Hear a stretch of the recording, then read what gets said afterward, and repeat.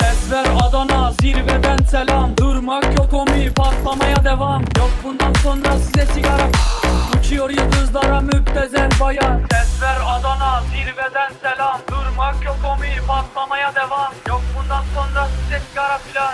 Uçuyor yıldızlara müptezel bayan. Harmanın, baba nerede çarşafım? Gördüğüm bu paketler benim dermanım. Hoppa yavaşça açıldı fermanım. Sakın kaçma buraya gel la kezbanım. Adana çocuğu aga şehrimin delisi. Olay büyük kardeş mevzu kendisi. Plaka 01 korkumuz dinle. Yazmak için yine yuttun bence.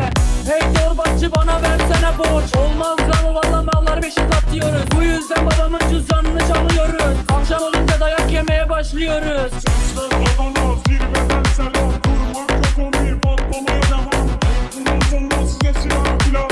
Uçuyor yıldızlara müptezel bayan. Ben yazınca mı gol neşemiz yerinde. Siz ayrı tripte bense düşüşte. Halüs görüyorum ben bu sahnede. Kaç paket sigara bitti lan o kahvelerde. Kapıyı yutmayınca dönmüyor tekeri. Tribe sokma beni, Çıkarma beni. gidin heyecan abinize selam söyleyin. Tahtını sikiyorum ben de böyleyim. Demiş Adana merkezin sözler çalıntı. Doğru kimden yaptı alıntı. O şişko menajerin ona söylüyorum. Diss atmadan önce adam gibi uyarıyorum. Sevenlerim bana şimdi desin eri. Ben o sözü oluyorum sanki deli. Bize bulaşmayın, biz de vites atmayız geri. Bize diss atanlara atıyorum.